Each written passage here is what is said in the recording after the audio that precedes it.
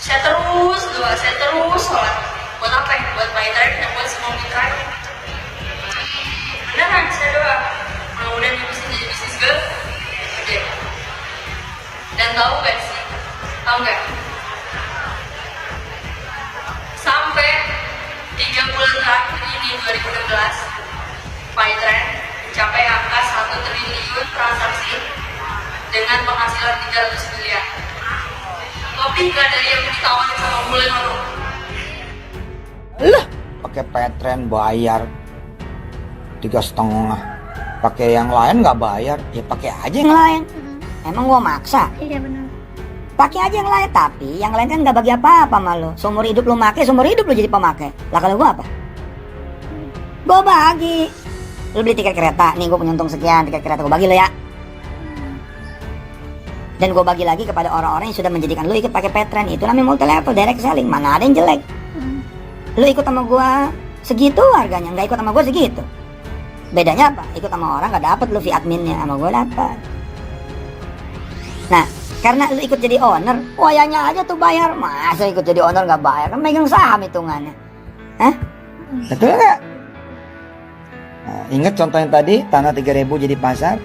Hari kalau saya mau bilang sama orang-orang, ikut pahitren tuh bukan pilihan, kewajiban. Kenapa? Blow on kalau nggak ikut. Jadi untuk bisnisnya bapaknya ini Pak pahitren, ini Wirda Masur juga ikut cawe-cawe promosi ya kemana-mana.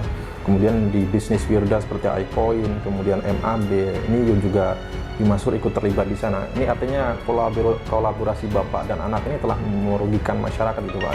Betul. Artinya ya. Harusnya ini bisa Seharusnya ya saya ketika sebenarnya saya menginginkan adanya karena ini sudah menjadi permasalahan nasional ya, menurut saya pemerintah juga ikut campur tangan membentuk tim independen, tim pencari fakta apakah benar atau tidak gitu kan. Yeah. Tapi memang sampai dengan saat ini pemerintah tidak turun tangan. Nah ini juga sebenarnya tidak melindungi masyarakatnya pemerintah ini. Iya, baik.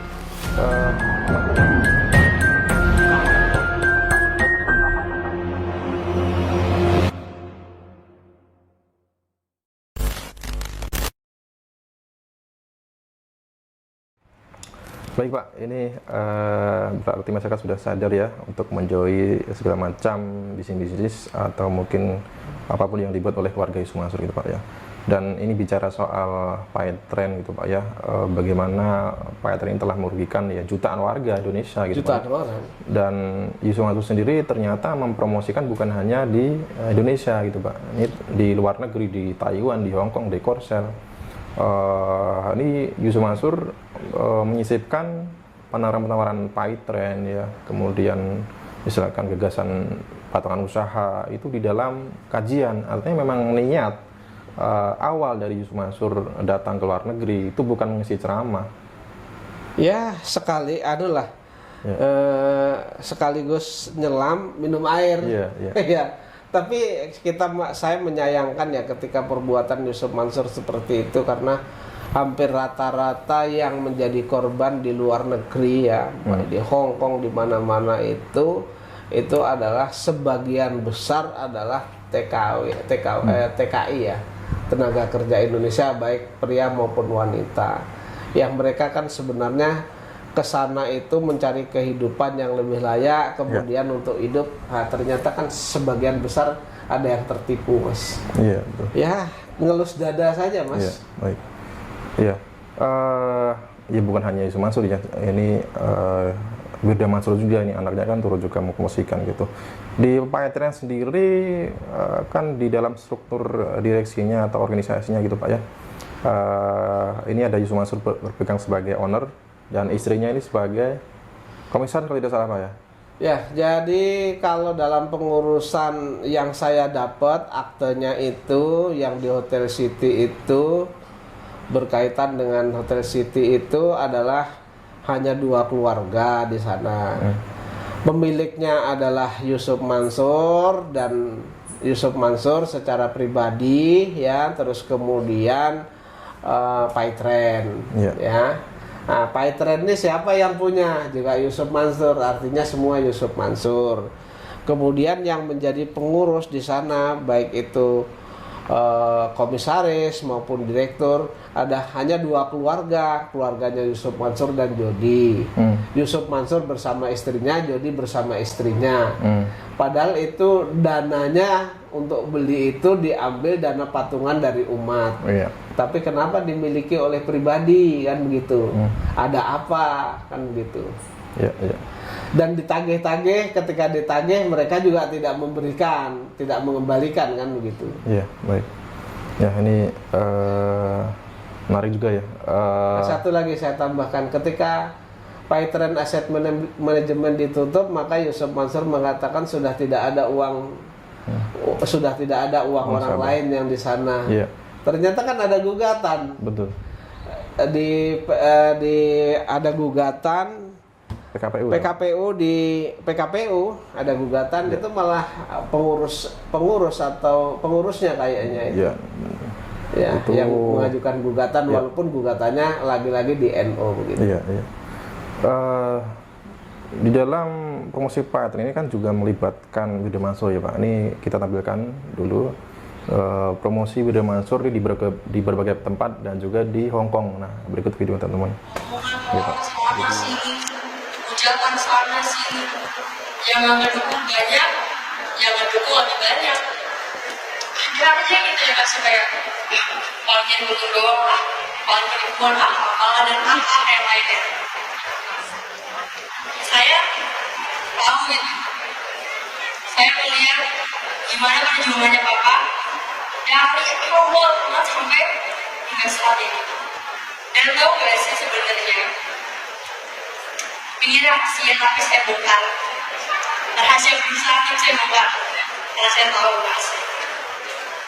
Jadi pada tahun 2015 pertengahan, 2015 pertengahan, waktu itu Paytrend lagi gak stabil, lagi ya gitu deh, lagi goyang, namanya juga bisnis ya, ada aja pasang surutnya kan. Dan Papa hampir aja tergoda apa ya? Bukan tergoda rayuan dan nuris bukan. Jadi Paytrend itu hampir aja dilepas. Dijual berapa sih dijualnya emang? Tahu nggak berapa? Nggak 10 miliar, ada lagi nggak 1 triliun, bukan 10.000 US, tapi 100 miliar rupiah. Gede nggak sih segitu? Kecil banget. Saya diajak Papa ikut rapatnya katanya di Jakarta, di salah satu gedung, itu lantai paling tertinggi itu di Jakarta. Jakarta penuh semua member-membernya. Saya dengerin aja gitu kan, mulai dia mau beli, orang mulai. Saya dengerin gitu percakapannya dia. Kayaknya datang pada Cina-Cina tuh datang juga kan, mereka cuma pada beli gitu. Setelah mulai mau Papa tawar-menawar segala macam, kita pulang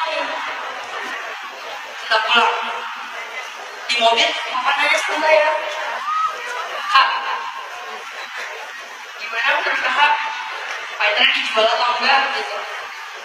Saya sebagai anaknya ya, dan sebagai orang yang melihat Papa di luar rumah maupun di dalam rumah, sedih banget dengarnya kalau misalnya sampai Papa mau ngejual Paytrend. Kita tuh udah melewati banyak banyak puting beliung, banyak halilintar gitu, muncul-muncul begep gitu. Iya, Belanda ini kita lewatin gitu. Sekarang kayak gini mau dijual ya Pak? Sama Cina. Iya, ya masa kita lepas sama dia lagi yang kaya, apa dong ya? Harus jadi duit. Benar. Saya bilang sama Pak, Yusuf Mansur aja kayak begini. 100 miliar itu kecil Pak. Kalau kita tahajud, kalau kita ikhtiar, kalau kita rame-rame, semua Paytrenders, semua mitra, kita ajak semua berdoa, kita bisa dapat komisi dari 1 miliar. Bapak diem, ya juga ya. Iya, ngomong aja masih doain, doa dong gitu. Saya beneran marahin papa waktu itu. Saya bilang udah Pak, ayo Pak, kita doa aja gitu. Terus 2015 berlalu sampai akhir ini 2015 akhir, saya nanya sama bapak gimana perkembangan PayTrend. Alhamdulillah maju. Ma, saya terus doa, saya terus sholat. Buat apa ya? Buat PayTrend dan buat semua mitra. Beneran saya doa. Mudah-mudahan ini bisa jadi bisnis gede. Dan tahu gak sih? Tahu gak? Sampai 3 bulan terakhir ini 2016, PayTrend mencapai angka 1 triliun transaksi dengan penghasilan 300 miliar. Lebih nggak dari yang ditawarin sama bulan lalu. Saya mari papa tuh bukan bener. Lebih lebih. Saya pengen kencing luar. Wow, udah nanti kan? Maaf ya.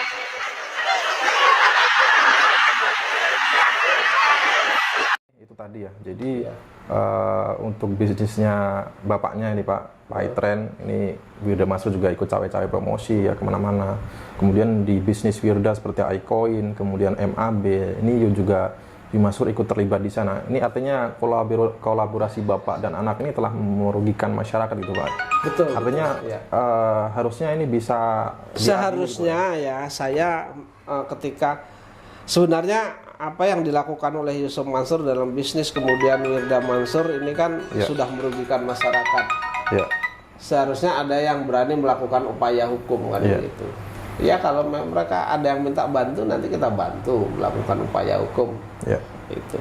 ya Dan saya berkali-kali sebenarnya saya menginginkan adanya karena ini sudah menjadi permasalahan nasional ya, menurut saya pemerintah juga ikut campur tangan membentuk tim independen, tim pencari fakta apakah benar atau tidak gitu kan.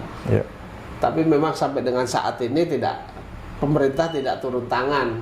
Nah ini juga sebenarnya tidak melindungi masyarakatnya pemerintah ini. Gitu. Iya, baik. Kemarin kan Pak Zini sempat mengatakan bahwasanya terkait dengan orang-orang yang menagih hutang ke Wirda itu Pak ya, seperti iCoin dan juga mitra-mitra dari member MAB ya Pak ya. Ini seharusnya juga masih menjadi tanggung jawab Yusuf Mansur gitu Pak ya. Ya menjadi tanggung jawab Yusuf Mansur itu kan anaknya kan. Nah, ketika itu anaknya kalau dalam hukum Islam kan ketika mereka belum nikah kan masih menjadi tanggung jawab orang tuanya. Seharusnya Yusuf Mansur bertanggung jawab terhadap itu. Iya. Tetapi lagi-lagi ketika uang sudah berada di tangan Yusuf Mansur atau keluarganya itu nggak bakal keluar. Iya, iya. Dan kemudian untuk bisnis PayTrend sendiri kan juga Wirda Mansur juga turut mempromosikan. Artinya secara tidak langsung Wirda Mansur juga ikut bertanggung jawab secara moral itu Pak ya kepada Betul, ya. siapapun yang dirugikan, kepada jutaan masyarakat yang dirugikan oleh Betul. PayTrend gitu Pak ya. Baik, dan seharusnya memang ini bisa diambil langkah hukum dan Bisa diambil langkah hukum. supaya kolaborasi antara bapak dan anak ini bisa dihentikan gitu loh. Bisa dihentikan secepatnya. Iya, baik. Oke, saya kira sudah panjang juga nih Pak ya kajian kita. Mungkin ada statement penutup Pak terkait Cukup ya, saya baik. kira. Oke, baik teman-teman. Segala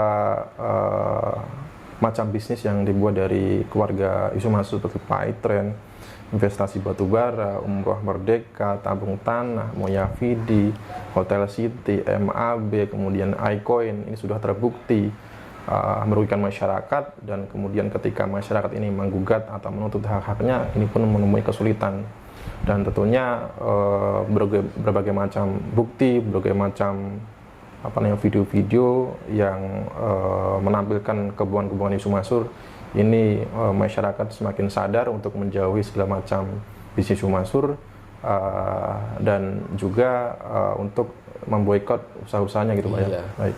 Terima kasih Pak Zini. Kita cukup sekian, kita jumpa di kesempatan selanjutnya. Saya Aji dan Pak Zini dari Kota Wisata Cibubur mengucapkan terima kasih. Wassalamualaikum warahmatullahi wabarakatuh.